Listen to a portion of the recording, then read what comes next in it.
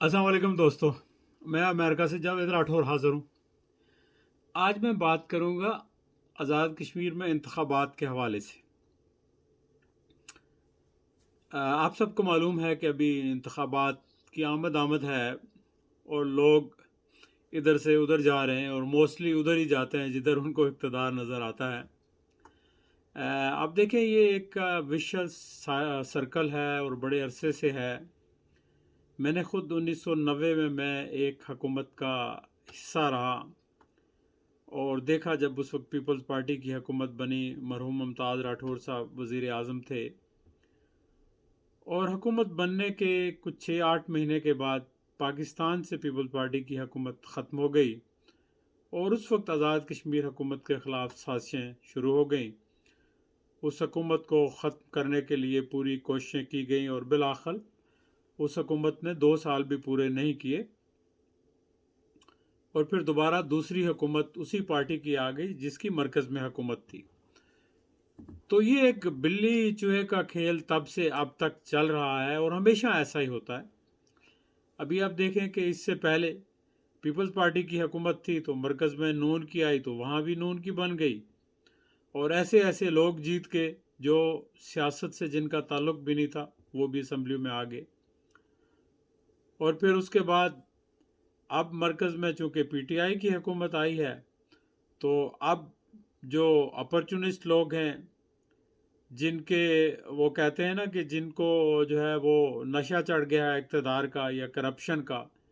तो वो उसी पार्टी में जाना चाहते हैं जहां उनको नज़र आए कि वो हुकूमत बनाएगी। तो इसी तरह बहुत सारे लोग पार्टियां छोड़कर शायद पीटीआई की तरफ आने वाले हैं या आ रहे हैं। और फिर क्या होगा अगर पीटीआई की हुकूमत बन भी जाती है तो अगर मरकज़ में 2 साल बाद पीपल्स पार्टी पीटीआई की हुकूमत ख़त्म हो जाती है तो फिर कोई और हुकूमत आ जाएगी तो फिर उसके साथ ताल्लुकात ख़राब हो जाएंगे या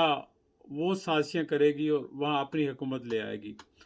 तो इस बिल्ली चूहे के खेल में सफ़र कौन करता है? सफ़र आज़ाद कश्मीर के लोग करते हैं।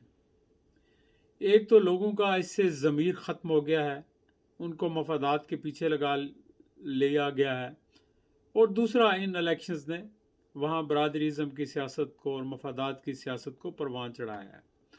मेरा इस सिलसिले में नुक्ता नज़र ये है कि आज़ाद कश्मीर और पाकिस्तान के इलेक्शंस एक वक्त में होने चाहिए और उसके लिए ज़रूरी जो लेजिस्लेशन है वो मौजूदा असम्बली को करनी चाहिए।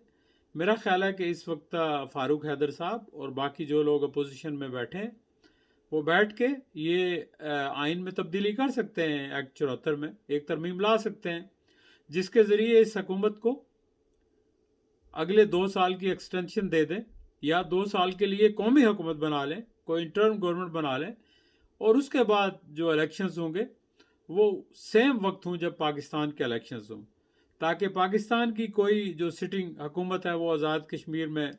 तोड़ जोड़ ना कर सके, वहाँ इलेक्शन के अंदर मैनिपुलेशन ना कर सके और सिस्टम थोड़ा सा बेहतर होगा। एक ये बात। और दूसरा मेरा नुक्ता नज़र ये है कि बेसिकली एक तो इलेक्शंस उस वक्त होते हैं जब मरकज़ में और हुकूमत होती है और आज़ाद कश्मीर में और होती है, तो फिर ज़ाहिर है धांधली भी होती है, मैनिपुलेशन भी होती है, प्री पोल रिगिंग भी होती है और उसका खमियाजा कश्मीर के लोगों को भुगतना पड़ता है और दुनिया के सामने भी कोई अच्छा मैसेज नहीं जाता। अच्छा मैसेज तो वैसे ही नहीं जा रहा, हमारे यहाँ कोई अच्छा काम तो हो नहीं रहा, कभी भी बड़े अरसे से कोई अच्छा काम नहीं हो रहा।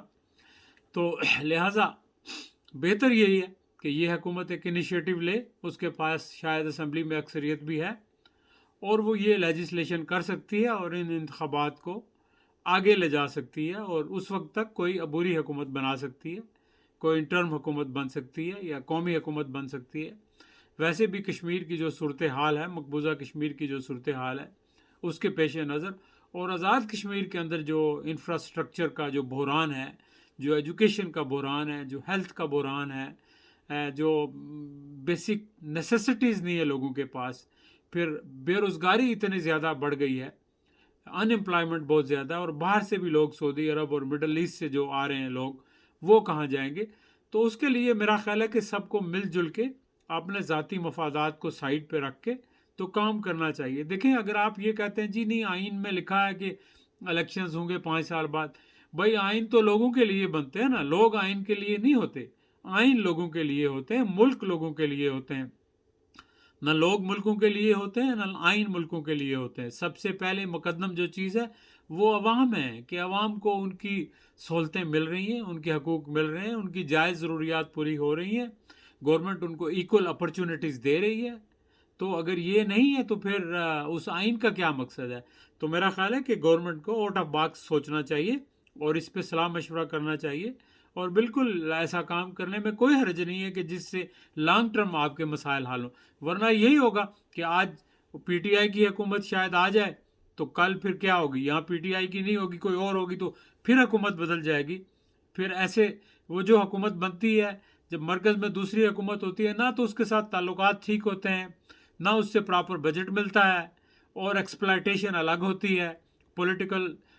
سیکیورنگ کرنے کی کوشش ہوتی ہے۔ اور ہمارے پالیٹیشینز جو ہے اس سلسلے میں تو وہ ماہر ہیں نا، پیراڈاکسیکل قسم کی سٹیٹمنٹس، جو یعنی کہ آپ یہ کہہ لیں کہ ایسی سٹیٹمنٹس جو جان بوجھ کے ان کا مقصد کچھ اور ہوتا ہے اور کہنا کچھ اور ہوتا ہے، یعنی اس کا ڈبل مفہوم ہوتا ہے، یعنی کلیئرٹی آف مائنڈ نہیں ہے، بلکہ جان بوجھ کے ایک ڈسیپشن کریٹ کی جاتی ہے، ایک دوسرے کے خلاف محاذ رائی کی جاتی ہے۔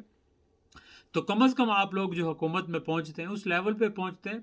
تو آپ اس چیز کا آپ کے اندر ادراک ہونا چاہیے، آپ کے اندر ایک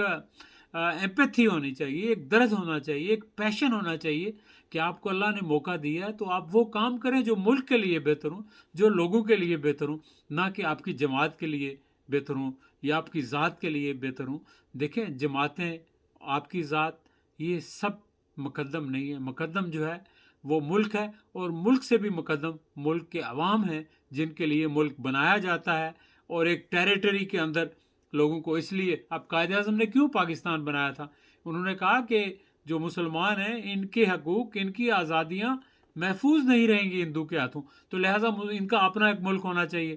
اور اپنے ملک کے اندر بھی جو ہو رہا ہے وہ آپ کے سامنے ہے کہ آدھا ملک تو گنوا دیا، جو باقی بچا ہے اس کے اندر بھی جو ہے وہ لوٹ کھسوٹ بھی جاری ہے، مار دھاڑ بھی جاری ہے، اور کوئی ڈھنگ کی بات، ڈھنگ کا کام نہیں ہو رہا، کوئی لیجسلیشن پراپر نہیں ہو رہی، کوئی مل جل کے کام نہیں ہو رہا۔ یعنی کشمیر جیسے نیشنل ایشوز پہ بھی آپ، کسی نے کوٹلی میں جلسہ کیا، کسی نے مظفر آباد میں جلسہ کیا، یعنی یکجہتی بھی نام کی ہے، عملاً یکجہتی بھی نہیں۔ یہ ساری چیزیں دیکھ کے افسوس ہوتا ہے، اور جب ہم باہر بیٹھ کے یہاں دیکھتے ہیں یہ چیزیں تو ہمیں افسوس اس لیے ہوتا ہے کہ چونکہ ہمارا جنم اس مٹی سے، ہمارا خمیر اٹھا ہے، تو ہمارا دل کرتا ہے کہ وہاں کے حالات بہتر ہوں، وہاں کے لوگ سفر نہ کریں۔ تو چلیں، ہم اور کچھ نہیں کر سکتے، لیکن یہ ڈراپ ان اوشن والی بات ہے، یعنی ایک سمندر میں ایک چھوٹا سا قطرہ پانی کا، یا ایک چھوٹا سا وہ آپ کنکری پھینکنے والی بات ہے کہ ہم اپنا جو رول ادا کر سکتے ہیں اپنی باتوں کے ذریعے، جو اللہ تعالیٰ نے کچھ تھوڑی بہت ہی سوجھ بوجھ دی ہے، تو اس کے مطابق تو وہ کوشش کرتے ہیں کہ لوگوں کے درمیان جو ہے وہ آگاہی پیدا کرے، لوگوں کے کو ایک میسج جو ہے پازیٹیو میسج دیا جائے۔ تو اگر آپ لوگوں کو یہ پسند آئے تو آپ ضرور شیئر کیجئے گا، اور میرا خیال ہے کہ اس بات پر جو لکھنے والوں کو لکھنا چاہیے، بولنے والوں کو بولنا چاہیے، اور ڈسکشن ہونی چاہیے کہ آزاد کشمیر اور پاکستان کے الیکشنز ایک وقت میں ہونے چاہیے۔ بہت شکریہ، اپنا خیال رکھیں، انشاءاللہ پھر کسی وقت کسی اور موضوع کے ساتھ بات ہوگی۔ خدا حافظ۔